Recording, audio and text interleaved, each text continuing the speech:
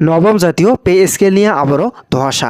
সব প্রস্তুতি শেষ, কিন্তু ঘোষণা আটকে নির্বাচনের পরে সরকারের হাতে। অর্থ উপদেষ্টা বলেন, আমরা দিতে চেয়েও দিতে পারিনি। হতাশ কর্মচারীরা। প্রশ্ন তুলেছে, আমাদের সঙ্গে এমন কেন হয় বারবার? তো বন্ধুরা, আজকের এই বিষয়টি নিয়ে বিস্তারিতভাবে আলোচনা করতেছি আপনাদের মাঝে। তাই আপনাদের সবাইকে ভিডিওটির শুরু থেকে শেষ পর্যন্ত মনোযোগ দিয়ে দেখার জন্য অনুরোধ রইল। বাংলাদেশের সরকারি চাকরিজীবীদের মধ্যে এখন একটাই আলোচ্য বিষয়, নবম জাতীয় পে স্কেল। দীর্ঘ অপেক্ষা, অসংখ্য প্রতিশ্রুতি আর একটার পর একটা বৈঠকের পর এখন আবারও শুরু হয়েছে নতুন এক অধ্যায়, পিছিয়ে যাওয়ার গল্প। রবিবার সচিবালয়ে সরকারি ক্রয় সংক্রান্ত বৈঠকের পর সাংবাদিকদের সামনে দাঁড়িয়ে অন্তর্বর্তী সরকার অর্থ উপদেষ্টা ডক্টর সালেউদ্দিন আহমেদ জানান, আমরা প্রস্তুতি নিয়েছি, সব হিসাব নিকাশ করেছি, কিন্তু সরকার দেওয়ার দায়িত্ব থাকবে আগামী সরকারের হাতে। এই এক কথাতেই যেন ভেঙে পড়েছে লক্ষাধিক সরকারি কর্মচারীর আশা, যাদের চোখে ভেসে উঠেছে এই নতুন বেতনের স্বপ্ন। যারা ভেবেছিলেন এই নভেম্বরে হাতে পাবেন নতুন কাঠামোর প্রজ্ঞাপন, তাদের মুখে এখন একটাই প্রশ্ন, আমাদের সঙ্গে এমনটা হয় কেন বারবার?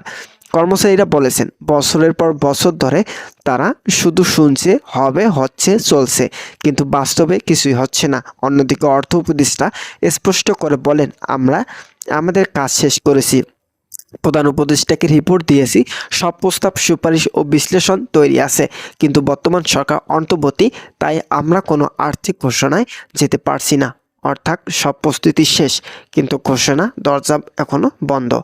প্রধান উপদেষ্টা ডক্টর মোহাম্মদ ইউনূসও একই সুরে বলেছেন, নির্বাচনের পর যে সরকার আসবে তিনি দেশের কর্মচারীর প্রাপ্য বেতন কাঠামোর ঘোষণা করবেন। আমরা শুধু ভিত্তি তৈরি করে দিয়েছি। এই বক্তব্য অনেকেই কিছুটা আশার আলো দেখছেন।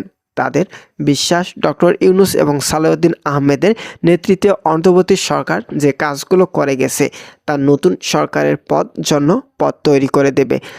তবুও মনটা খারাপ সরকারি চাকরিজীবীদের, কারণ এটাই প্রথমবার নয়, প্রতিবারে তারা আশার পাহাড় গড়ে, তারপর ভেঙে পড়ে নিরাশার গহ্বরে। অন্যদিকে অর্থ মন্ত্রণালয় একটি সূত্র জানিয়েছেন, নবম জাতীয় পে স্কেলের খসড়া, প্রস্তাবিত গ্রেড ভাতা, পেনশন সুবিধা সবকিছুতেই প্রস্তুত, এমনকি সম্ভাব্য বাজেটে হিসাব করেও ফেলা হয়েছে। কিন্তু নির্বাচনকালীন পরিস্থিতির কারণে অন্তর্বর্তী সরকার সেই গ্যাজেটে সই করতে পারছে না। অর্থাৎ সরকার এখন অপেক্ষা করছে নতুন নেতৃত্বের জন্য, যিনি ক্ষমতায় এসে এই ফাইলটি টেবিল থেকে তুলে সই করবেন। এদিকে সামাজিক যোগাযোগেও চলছে ব্যাপক আলোচনা।